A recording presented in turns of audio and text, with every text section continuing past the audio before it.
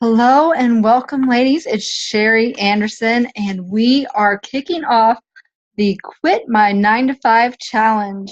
So happy to have you joining me, and we are going to jump right in because are you ready to end your double business life once and for all?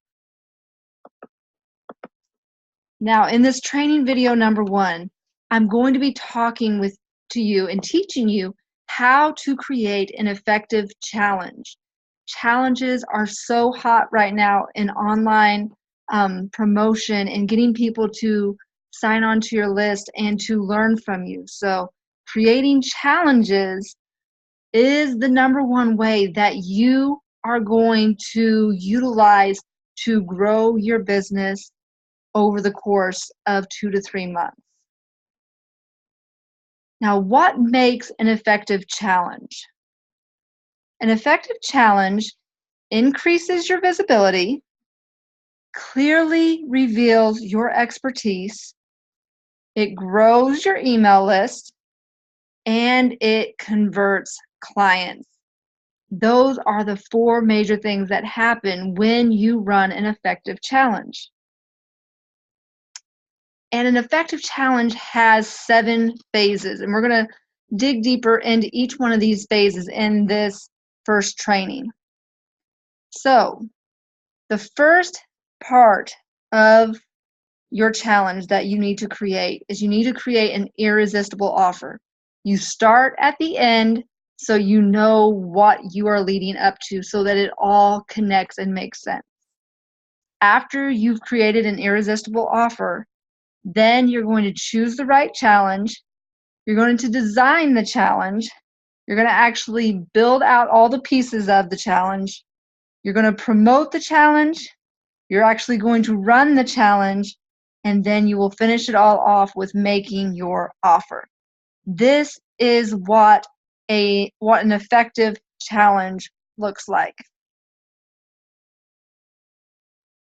Now, this is just sort of a layout map of what a challenge looks like and all of the pieces that you're going to be creating. Now, if you see here, I have Facebook ad here at the very beginning, but with this Facebook ad, it's really your marketing strategy. So if you're doing organic social media, you're posting in Facebook groups, or you're posting on your Instagram or Twitter, wherever your ideal clients are, it's your marketing strategy that's leading and drawing people in that gets them to click and leads them to a lead page. And the lead page is where you're going to capture their name and email address.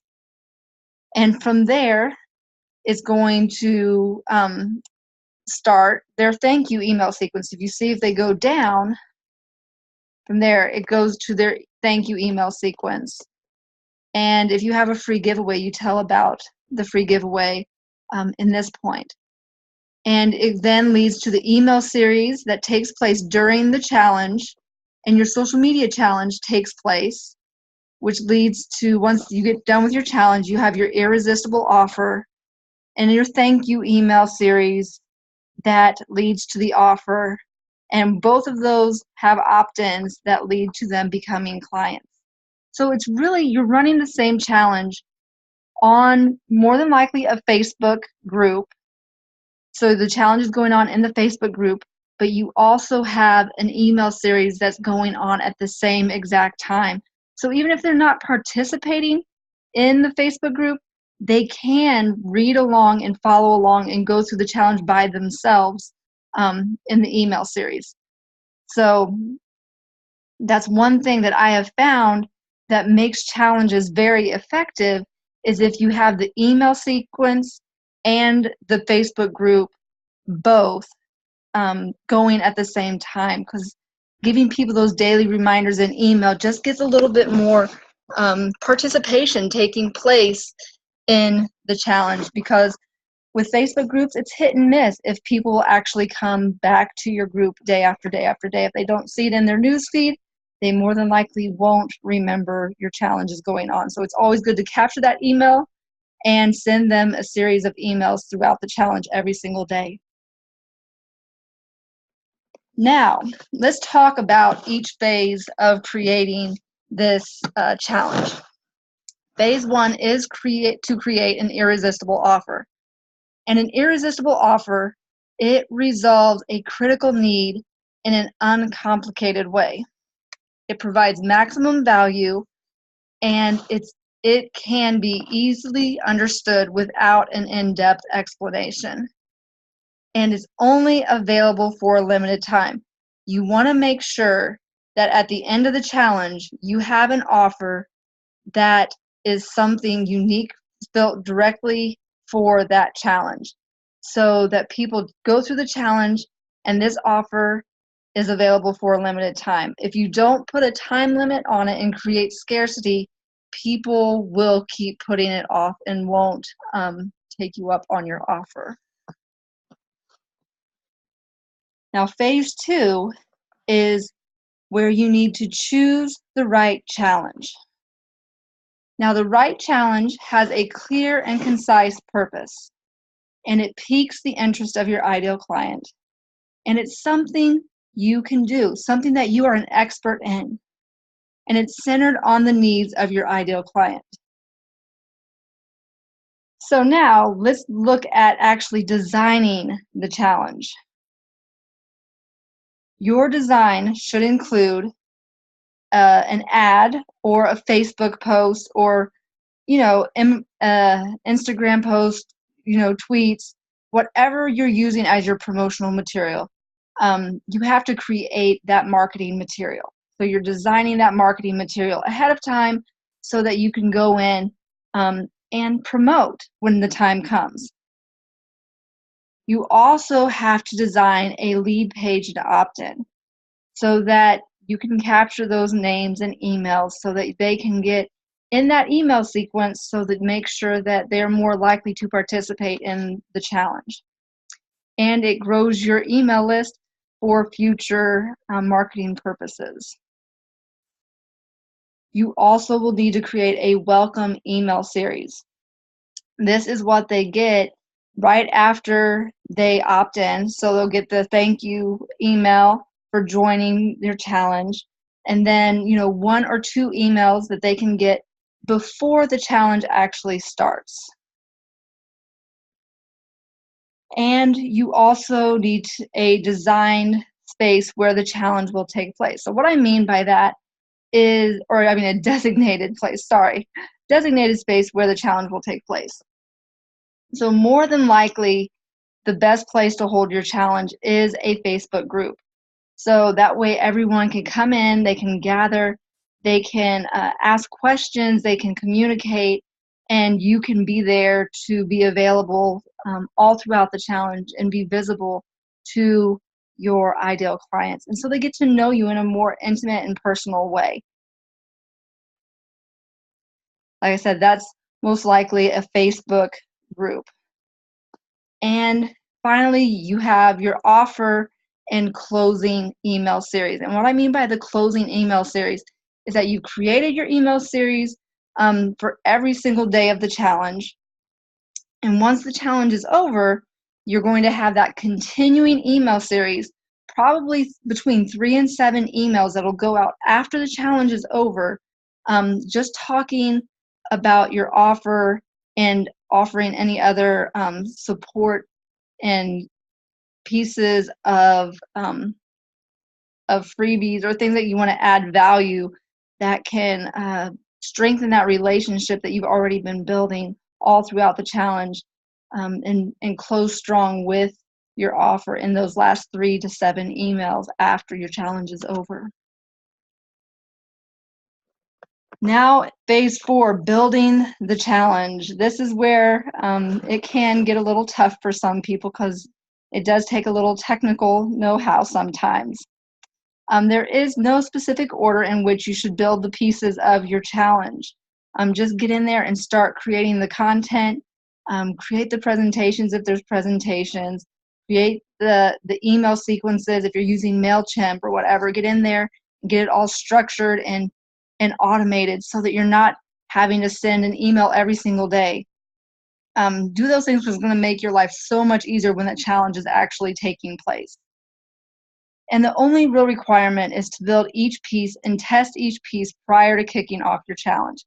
We want to make sure that we get the challenge built ahead of the actual challenge so that we don't have to worry about any technical difficulties or problems that might arise during the challenge that cause it not to work at the appropriate time. It's always good to plan in advance so that we don't run into the technical difficulties, because with technology, believe me, when things can go wrong, they will, it seems like. So you want to give yourself a few days leeway and not be creating your presentations the day before they go out for the next day or whatever.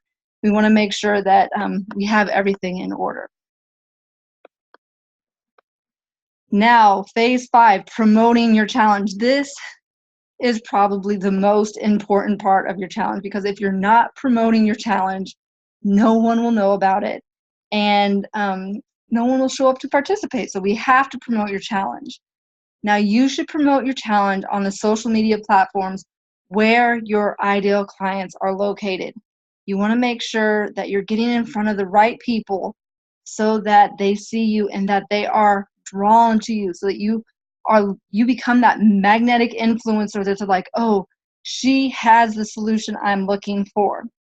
So we want to get in front of them. And ideally, you should promote your challenge for 5 to 7 days before you kick off your challenge.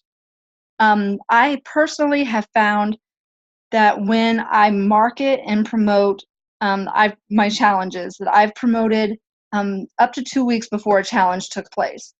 And when I promoted for 2 weeks, the first week was really, really slow as far as getting people to sign up. And those people that signed up during that first week were really a lot less likely to actually participate once the challenge started going. So what I have found is that promoting for 5 to 7 days, people still remember that they opted into your challenge, and they're more likely to participate.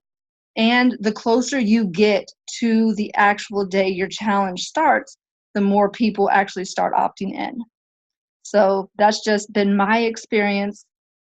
But yeah, promote for 5 to 7 days. Get out there, get visible, and if you can, run ads to it and get results. Get people on your list and participating. Phase 6, running your challenge. You should have a script for each day of the challenge, but be willing to adjust on the fly if it benefits those participating.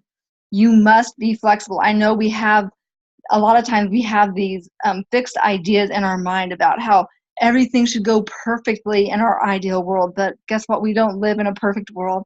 And sometimes things happen and we have to just go with the flow and be available to mix things up a little if it makes sense as the challenge is going forward. And be visible and do your best to engage and interact with everyone in the challenge. So when you're in the challenge, it's all about you being the expert, stepping up into your expertise, being visible, being available, answering questions, being that thought leader, being that expert that you are as people come to you to get their questions answered. And it really gives you that opportunity to shine and be the radiant woman that you are and that you are called to be. It's really amazing when you start to have people looking at you like that you really are an expert. And the final phase of our challenge. This is where we will be making your offer and the closing. So when you're making your offer should be related to your challenge, like I said in the beginning, and making it the logical next step.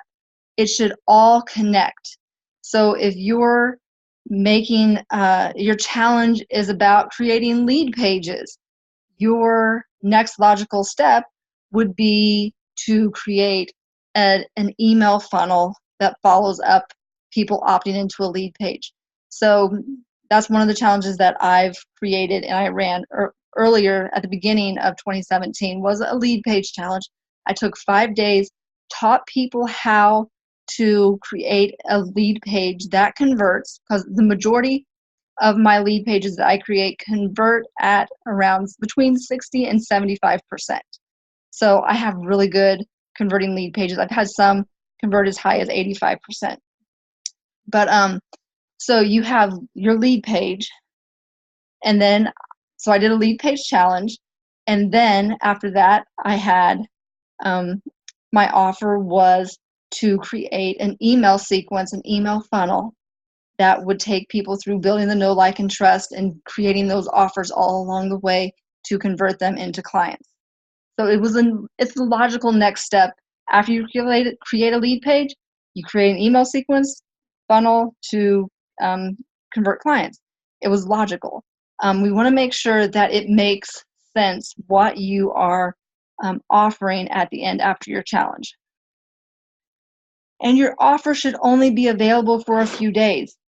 Urgent and irresistible is a powerful combination.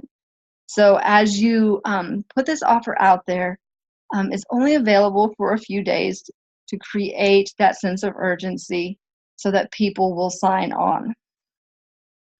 And then at the end, once that offer is over, you want to make sure that you close down your funnel and shut your email sequence off so that you don't have more people opting in after the fact once the challenge is over, because your stuff is out there on social media.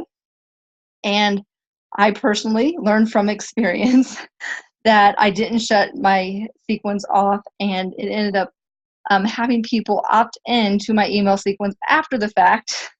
So that's not ideal, because then no one is really participating in the group, and you have them getting all these emails and the challenge is over. So we want to make sure that once the challenge is over, that you close down the email sequence so that people can't get into those funnels.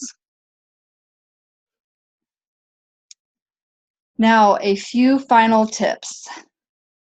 The more unique your challenge, the more attractive it'll be. It'll draw in those ideal clients that that are looking for something that only you can offer. And the most effective challenges are typically 1 week in duration, whether it's 3, 5, or 7 days. That's about the length of time that usually works best.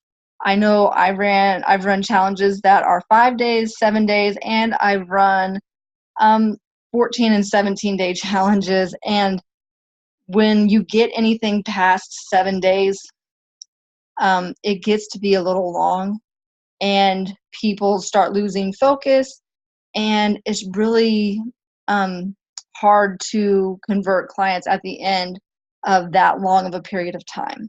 So you want to be fresh and in their minds. So you want to keep your challenges 3, 5, 7 days. And for some reason, 3, 5, 7 odd numbers just convert better in copy. So that's why we usually go with 3, 5, or 7. I don't know why that is. That's just what the research shows. So that's why I recommend 3, 5, or 7 days for your challenge. Now, challenges alone are no silver bullet for your online marketing strategy, but they can be a huge catalyst for growth. When done effectively, they can exponentially grow your business. And when you are putting challenges together and you are creating momentum in your business, as you put these challenges one and then the next and then the next, it's going to create this sense of authority in your space. And people are going to see you as the go-to expert because, first of all, it's definitely going to create consistency in your marketing plan, because you have to be out there visible to promote these challenges. So people are always going to be seeing you, and they'll be looking at you like, wow, she really knows what she's got her stuff together. She had a challenge, and then they're going to see the next challenge, and they're going to see the next challenge, and they'll be like, wow, she really knows what she's talking about. So when you put this together, it's really amazing things will happen for you in your business. Now, that is the end of our training video number 1. I hope you guys found a lot of value in how and what the phases, the 7 phases of your challenge are. If you have any questions, hop into the Facebook group and feel free to post your questions. Just use #question, and I will be happy to answer any questions. I also will be going live at 8 p.m. Eastern Standard Time to answer any questions that you ladies have, and just to sort of recap the training for today. And if you guys are on there live, answering any questions live, and just sort of going over and reviewing everything one last time. But be on the lookout for training video number 2 tomorrow morning at 9 a.m. And we will be talking about how to increase your challenge results up to 10 times. So we're going to talk about getting results, because that's what we are all about. So look forward to seeing you in the group, and don't forget to participate and use the hashtag day1, and the instructions for all of that are in the email that you got this training in. So go read the email, and we will see you in the Freedom Business Network Facebook group. Have a great day.